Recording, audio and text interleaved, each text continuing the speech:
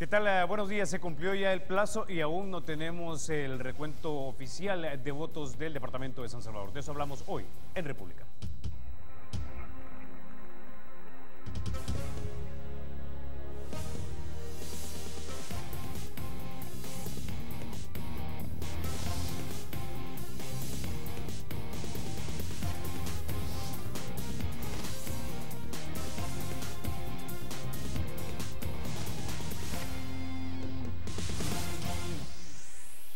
El Tribunal Supremo Electoral le pidió 24 días más para terminar el recuento de los votos del Departamento de San Salvador. El plazo inicial que le había dado la Sala de lo Constitucional venció hoy a la medianoche.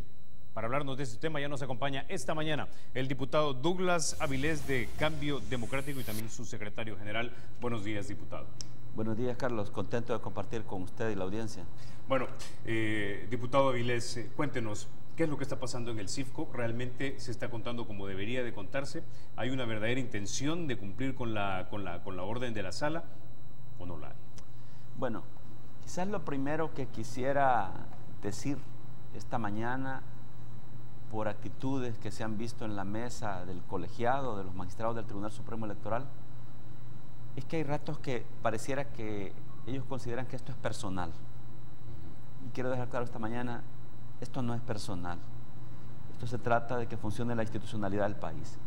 Insisto, me veo en la obligación de decir esto porque a lo largo de este proceso, cuando se realice la parte de reclasificación de votos por parte de los magistrados, hay ahí comentarios, actitudes contra los demandantes bastante cargadas. A ratos suenan como bromas, pero a ratos son medio en broma, bastante en serio, ¿verdad? Y eso no está bien. Yo lo he dicho y lo voy a también decir aquí abiertamente. Sobre todo esto surge desde el señor presidente del Tribunal Supremo Electoral, que es el que más exterioriza este tipo de actitud con los demandantes. Yo le quiero aclarar al señor presidente que esto no es personal, no hay mala intención de hacerle daño a una institución tan importante y por lo tanto yo digo deberíamos de actuar con madurez, que lo que estamos es frente a un proceso judicial que trasciende a intereses personales. Eso dicho, la situación que está ocurriendo, en nuestra opinión, es una mezcla de situaciones. Yo considero que lo peor que nos puede pasar en esto es perder objetividad, aunque tengamos intereses en juego.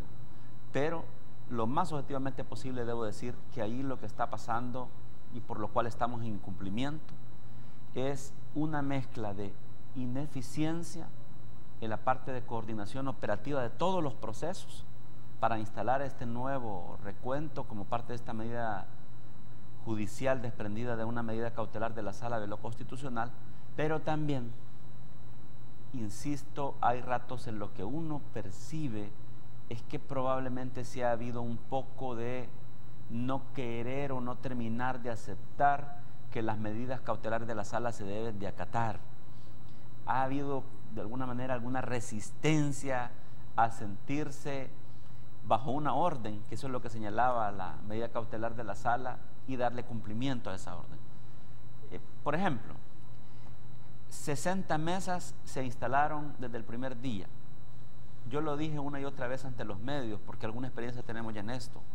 Si son eficientes y procesan 4 urnas diarias, al día 27, señalé, tendríamos 1.400 urnas contabilizadas en el departamento de San Salvador, que tiene más de 1.700 urnas. Es decir, iban a quedar pendientes un volumen de cerca de 1.500. Eso se sabía desde el primer día que se establecía ese mecanismo. Y creo que inclusive no han llegado ni a ese volumen que estoy diciendo al día 27, porque algunas estuvieron realizando la contabilidad de 2, las más exitosas 4. Entonces uno se pregunta, ¿cómo es posible que si uno sabe esto, el colegiado, que es la máxima autoridad en materia electoral, no lo percibe, no lo nota, no lo registra, y a pesar de ello echa a andar el mecanismo? Pero por si fuera poco, lo echa a andar después de tomarse 6 días para la planificación y el tiempo corriendo de la medida cautelar, más otros 2 días para la aclaración. Si yo tengo dudas en algo que me han planteado, yo al siguiente día, para ser eficiente, mando a pedirle la aclaración. Tardaron 2 días, está bien, pero después otros 6 para montar este esquema. Las medidas cautelares de la sala son varias. Le echo un vistazo rápido a esto. Una de las medidas dice transparencia y que sea público el proceso. Eso dice una de las medidas. Bueno, ustedes son un medio de comunicación que ha estado también registrando en sus emisiones que para que fuera público, más o menos público, el esquema, por ejemplo, en que los medios de comunicación debían trasladar la noticia ha sido bastante irregular, digamos. Sigue siendo tours parciales los que les dan por los recintos para poder registrar alguna, como le llaman ustedes en las televisoras, algún material de apoyo, imágenes que mostrar a la ciudadanía. Pero no había desde el comienzo, por ejemplo, una pantalla donde usted pudiera estar viendo los datos segundo a segundo de cómo se procesaban. Casi tenían que estar citando ustedes lo que los partidos les decíamos, nuestros cálculos. Eso se vino a lograr hasta como al tercer o cuarto día, ¿verdad? Vaya, pero qué bueno que se logró. Pero hablemos también de que la transparencia es la fiabilidad que tengamos en el software, en el sistema, en el nuevo sistema donde se están ingresando los datos. Por ejemplo, no se ha determinado un proceso de auditoría que idealmente debería ser realizado por la Fiscalía General de la República diariamente. Y no es que creamos que estén haciendo nada malo, sencillamente para estar garantizados, pues, porque es algo bien delicado. Y le voy a poner un ejemplo. Lástima que lo tengo grabado en mi teléfono y no es lo mejor para mostrar en televisión, pero los medios lo registraron ayer. El día de ayer, en 3 mesas, resulta que el software en la computadora, cuando ya habían terminado de contar una urna, cuadraba 500. Como que si todos hubieran votado en esa urna. Cuadraba 500 entre votos válidos, sobrantes y faltantes. Okay. Entonces el sistema, como son un total de 500 papeletas, es lo que le tiene que cuadrar. Pero cuando usted sumaba votos válidos, sobrantes y faltantes, daba 508 en la mesa número 6. 508 y el sistema cuadraba 500. Ahora, el presidente Olivo salió en declaraciones diciendo que eso era imposible, que no podían haber más de 500 votos. Pasó ayer, ¿cierto? No puede ser. Entonces, ¿qué es lo que sucede? Era una falla en el software, en el sistema. Le estaba cuadrando 500 cuando había más y se lo guardaba fácil. Y uno se pregunta, bueno, ¿y podrá haber pasado esto en más mesas y no se dieron cuenta? ¿Y a dónde van a parar esos 8 votos que sobran? Entonces, no estoy diciendo, lo vuelvo a aclarar, que ha habido dolo, malicia, no. Lo que yo en principio me diría sobre esto es una falla en el sistema, ¿verdad? Una falla en el sistema. Y se dio ayer en 3 mesas. Y llegó Fiscalía y se levantó acta y se tuvo que buscar una solución a eso. Es más, algunos de esos casos se continúan viendo el día de hoy porque ya fue casi al cierre. Si hubiera una auditoría al sistema, probablemente nos evitáramos de estas cosas. Ahora, ¿está satisfecho usted con el rol que está jugando en este momento la Fiscalía? Y, segundo, ¿está satisfecho con el acceso que se le ha dado a usted o a sus representantes para verificar la transparencia de lo que se está haciendo? Vaya, la Fiscalía era otra medida cautelar, decía que debía supervisar el proceso. Lo está haciendo. Ella está cumpliendo su papel. De hecho, cuando se dan estas anomalías, registran el acta y están reportando todo esto. En cuanto al acceso, nosotros los demandantes sí estamos teniendo acceso, estamos pudiendo llevar nuestros vigilantes, en eso, digamos, esa parte está cumplida, ¿verdad? Pero otra de las medidas dice reclasificación de votos. ¿Qué es lo que ha sucedido? Esto lo hacen los magistrados y me parece bien, para evitar que las mesas vuelvan a entrar en la discusión que entraron en la etapa anterior, pero se ha generado un cuello de botella. Si es que según estimaciones, podrían andar en reclasificación de votos un estimado de 30,000. Dese cuenta de lo que eso significa. Y eso lo deben de contar 10 personas, básicamente, los 5 magistrados propietarios y los suplentes. Así es. Y ahí se ha generado un cuello de botella. Entonces nosotros les sugerimos desde el primer día, miren, ¿por qué en lugar de estar devolviendo las bolsas de papel manila con los votos reclasificados a las urnas, que por un lado atrasan a la urna porque no puede terminar de cerrar, solo temporalmente, no mejor lo insertan ustedes aquí mismo en el sistema? Ustedes mismos van metiéndolo en un sistema informático en esta oficina. Nos dijeron, sí, correcto, de acuerdo. También les dijimos, miren, dennos una impresión, por favor, porque queremos saber qué es lo que está dando como resultado, pues porque aquí solo lo vemos, pero no sabemos cómo finalmente quedó. Dijeron, también está bien, tienen razón. ¿Qué pasó? Pasaron varios días y no pudieron instalar nada para el sistema, ni darnos las copias porque no habían impresores, vean. y finalmente se hizo ayer. O sea, para hacerlo más rápido, llevaron ya un sistema, un software para ir haciéndolo ellos de un solo, para no tener que estar devolviendo y ganar tiempo con las urnas. Falló, ¿verdad? O sea, es decir, se suspendió ayer la jornada. Se suspendió y se va a reanudar ahora porque hubo una falla en el sistema informático. Es decir, si hubiera una auditoría del sistema, esto fuera más fácil, porque nos garantizaríamos que funcione. Entonces ve, Carlos, que hasta este momento le estoy mencionando solo situaciones de orden operativo, que son deficiencias en la manera como opera este Tribunal Supremo Electoral. Hasta ahora yo no he mencionado juicios de otra naturaleza, ¿verdad? Pero son factores que inciden en el atraso. Pero el punto es que ahora vamos un poco más al fondo. Por ejemplo, en la medida cautelar de reclasificación de votos, nosotros lo hemos estado denunciando con pruebas en mano, que es lo que ha pasado. El criterio de los señores magistrados ha variado y nosotros les hacemos un llamado de atención. Esperaríamos que no haya tampoco mala intención en esto. Sencillamente ha variado el criterio para dar por válido un voto que venía nulo cuando se trata de un partido grande. Pero cuando se trata de un partido pequeño o de uno de los demandantes, entonces casi siempre es dado nulo, con el mismo criterio, porque nos hemos encontrado con un volumen realmente alto de voto cruzado que venía dado como nulo desde las urnas y hoy resulta que es válido, y en muchos casos, en la mayoría es cierto, es válido. Pero le insisto, cuando es un partido grande y venía nulo y aunque haya duda, válido. Cuando se trata de nosotros, aunque quede más o menos claro, ahí el criterio es nulo. Es decir, si es Arena, FMLN o Gana, de repente sí, no, es válido. Más con los primeros. Arena y el FMLN. Y yo no digo que haya mala intención, ¿verdad? Y yo quisiera pensar que lo que ha habido es confusión, ¿verdad?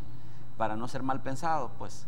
Pero nosotros le hemos hecho ver eso. Mire, ¿cómo es posible? El mismo criterio acaba de aplicar y a nosotros sí nulo, ¿verdad? Y no, esta es la decisión y además ustedes son vigilantes, no pueden ni hablar aquí, ¿verdad?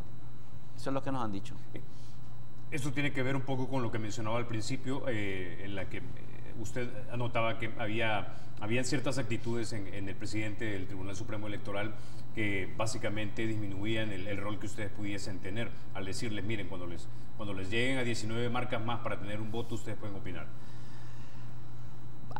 Fíjese que esas son cosas que realmente a mí me da pena hablarlas ante la ciudadanía, pues, porque nosotros ostentamos cargos, en mi caso de elección popular y en el caso del presidente Olivo, de segundo grado, así llamado, y son investiduras muy altas.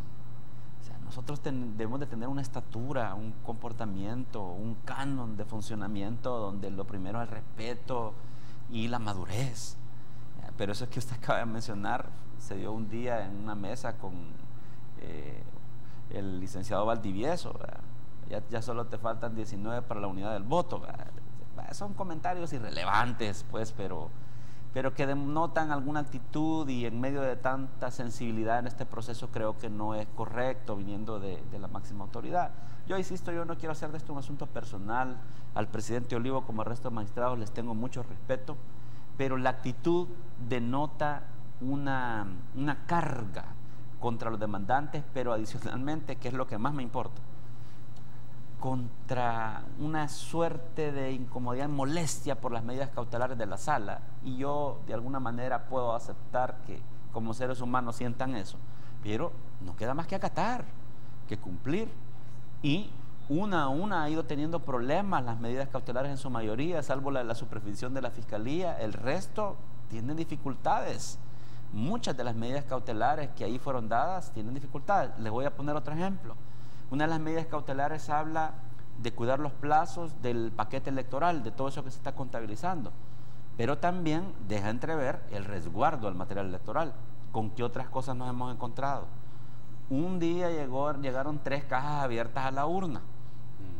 Entonces, cuando preguntamos si se armó un gran escándalo, dijeron que se habían caído en el traslado. Vaya, ok.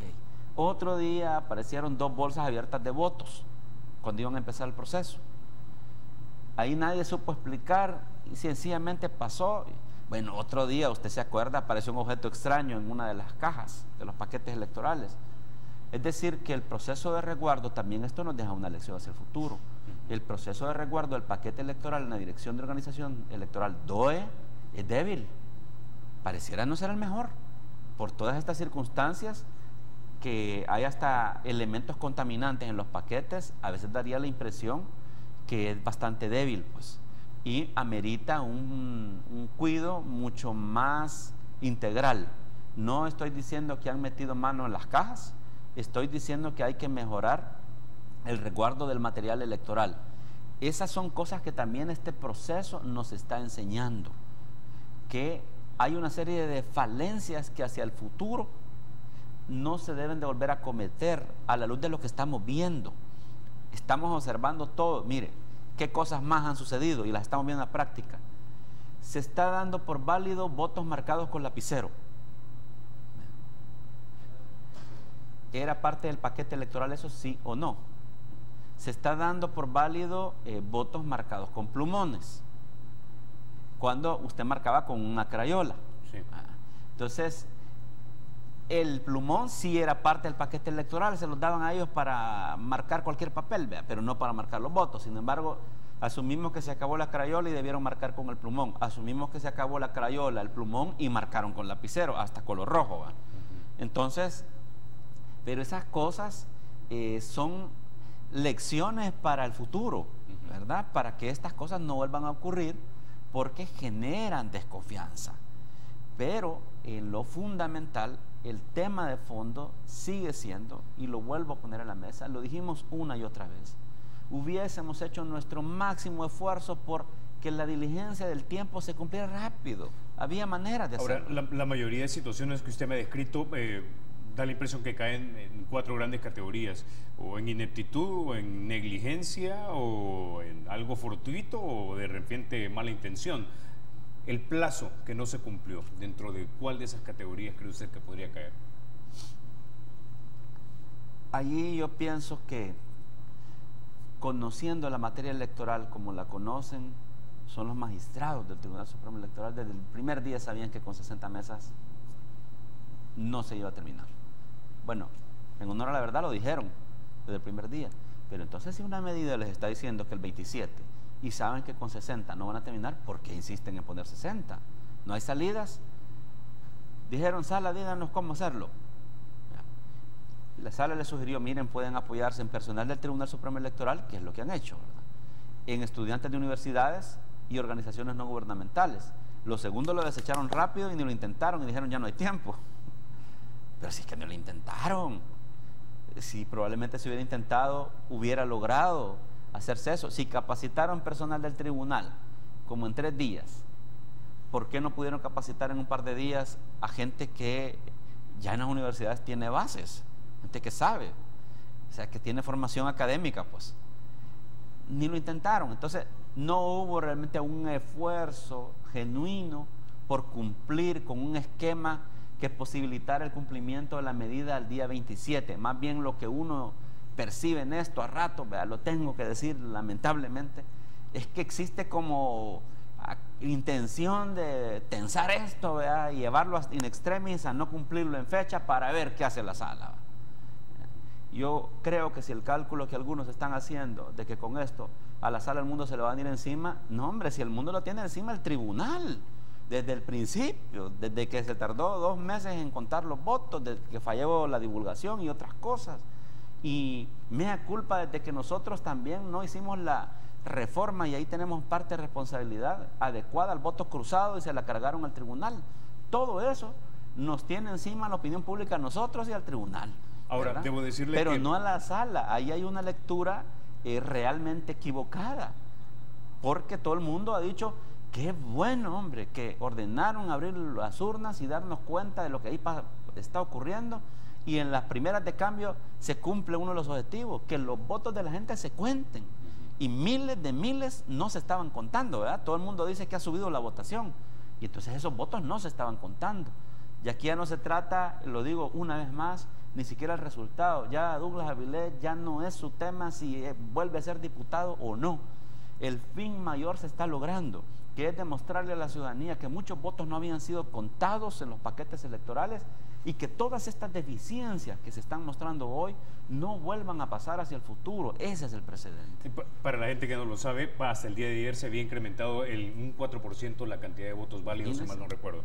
Ahora, debo decirle que el magistrado Ulises Rivas, aquí en República, nos dijo la semana anterior que él prefería la veracidad en el recuento versus la rapidez, y de repente ahí radica una de las razones por las cuales optaron por no hacerse acompañar de gente de las universidades. Para mí se podía lograr las dos cosas: velocidad y confiabilidad en el proceso.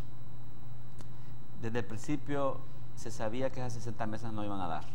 Se pudo haber generado un esquema. Yo entiendo que una de las variables que examinaron fue lo de turnos, en nocturnidad, por ejemplo. Y alguien mencionó, no me consta, que la parte fiscal tenía alguna dificultad de personal en ese sentido. Entonces uno, digamos, entiende, pero no se trata de eso, o que le vas a recargar al personal del tribunal, ¿verdad? Que son humanos y necesitan descanso, están haciendo un esfuerzo importante. No, más mesas. Sencillo como haber tenido unas 100 mesas y ya hubiera tenido usted un cambio importante. Y de hecho se los presentaron en las propuestas. ¿Y cuál fue el argumento? Que no había presupuesto. ¿Y qué fue lo primero que supimos? Y el señor ministro de Hacienda nos lo confirmó en una plática de otros temas financieros, que estaba bastante contento de que el presidente del tribunal le había hablado por teléfono para decirle que tenía un ahorro de $500,000 el tribunal del proceso anterior. Entonces ya le sentían un alivio ellos en el gobierno porque ya no iban a tener que dar más recursos. Pero en las primeras de cambio dijeron que no había, ¿verdad? Entonces, es ese tipo de cosas que, insisto, conforme han avanzado los días, parecieran que de pronto se han superado, pero vuelven, vean, vuelven a la mesa. Ok, con esa idea nos vamos a la pausa y regresamos.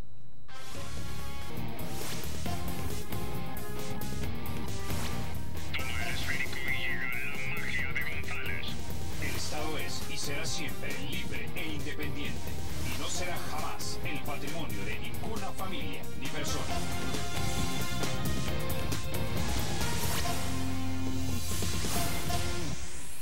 Diputado Avilés, hablemos ahora también de algo que queda pendiente. Bueno, antes que nada, ¿será posible que se apruebe esta reforma? Porque la última sesión plenaria es hoy, y dicen que en estas últimas sesiones plenarias pasan una de cosas y una de leyes. Si se lograra, yo sería el primero que, como dicen, me quito el sombrero, ¿verdad? Ojalá se pudiera, pero no lo creo. Es que a la vista está, tenía en la mesa lo de la separación de atribuciones y lo de la ampliación de periodos. Solo lograron pasar lo de la ampliación de periodos. Y lo de las atribuciones administrativas y jurisdiccionales del tribunal ya lo vieron. ¿Pero por qué? Hágase la pregunta. Sencillo, yo le digo a la ciudadanía, y a riesgo de que mis colegas se molesten conmigo, pues, pero es así, porque ya les toca los intereses de las cercanías o la manera en cómo está en este momento integrado el máximo tribunal de materia electoral.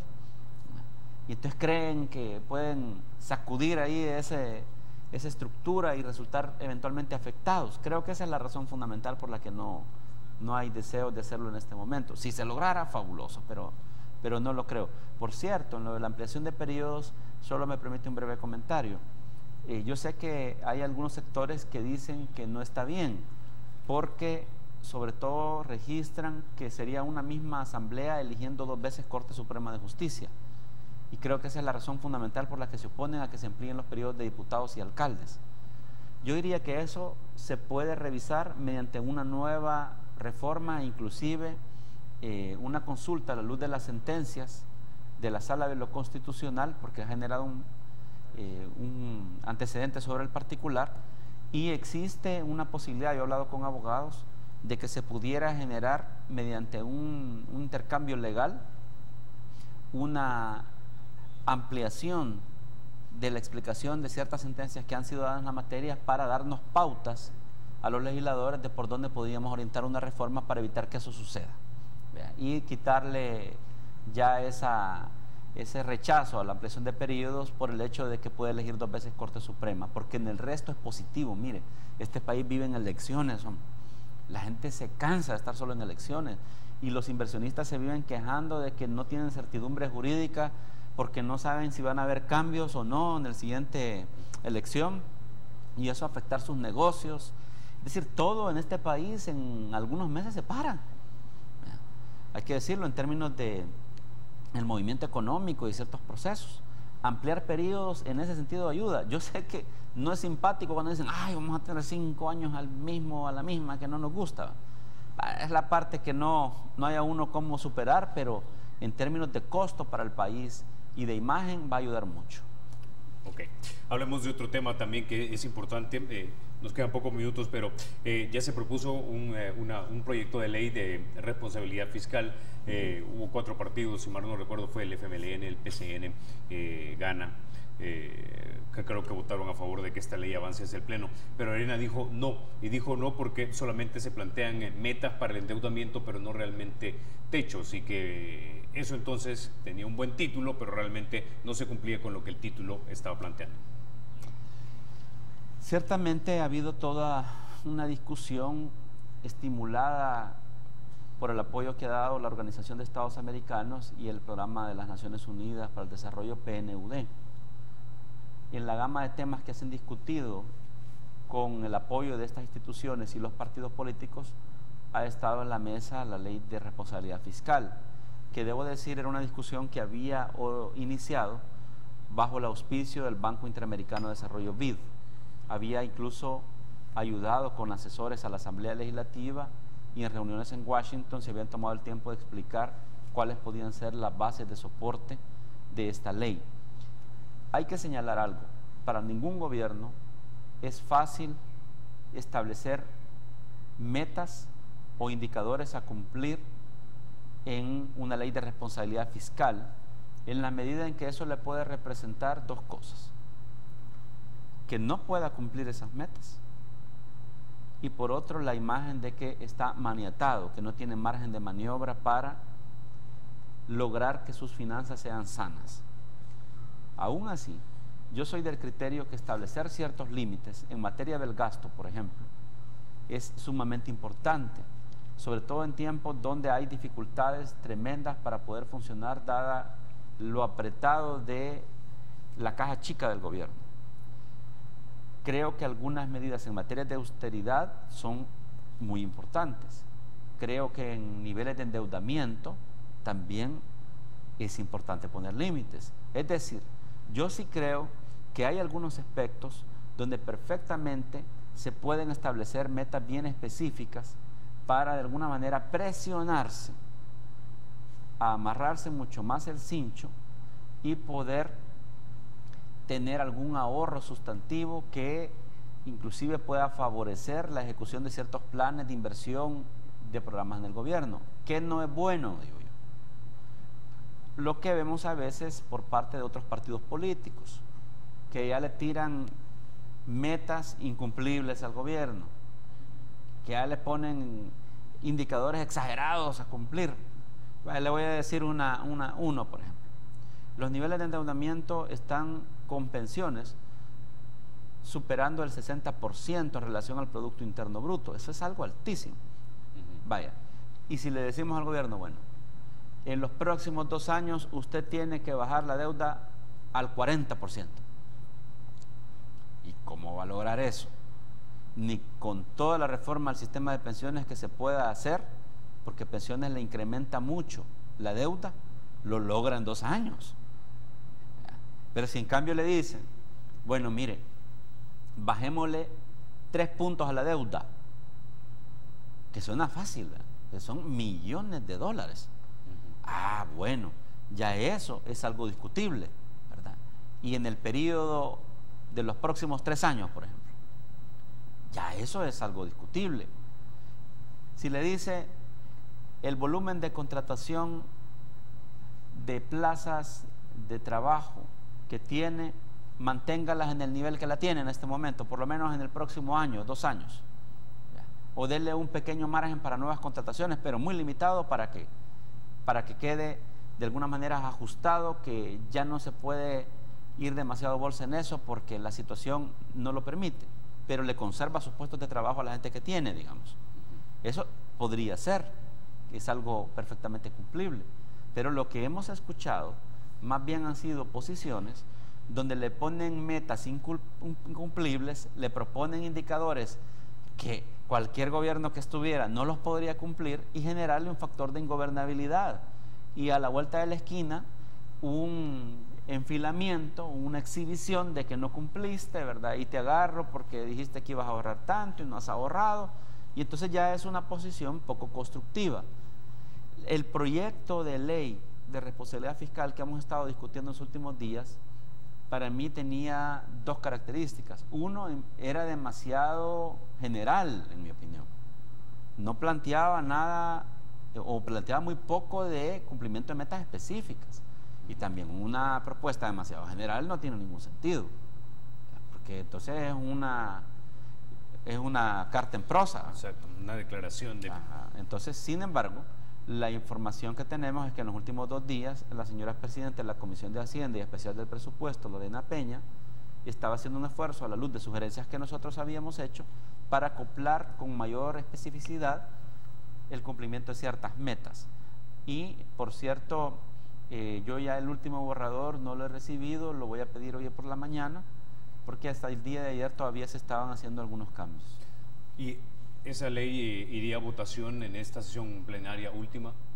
Sí, entiendo que la intención es, como parte de un compromiso que se había adquirido con los partidos políticos que habían votado para generarle más recursos al Estado, que entrara en la sesión plenaria, bien sea del día de ahora o en la última, que es el día jueves. Ok, entonces, bueno, intuyo ya, y quizás para cerrar, entre líneas leo que el Partido Arena está proponiendo metas que son inalcanzables realmente. Sí, en mi opinión sí. Listo. Con esa idea nos vamos a la pausa y ya regresamos.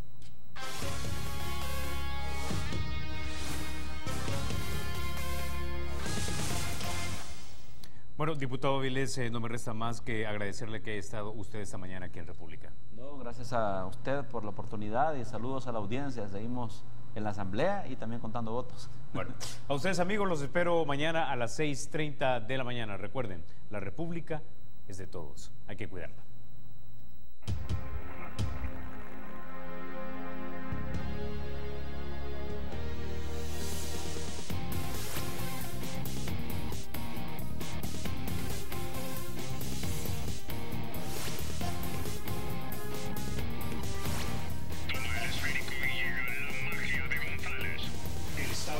Será siempre libre e independiente y no será jamás el patrimonio de ninguna familia ni persona.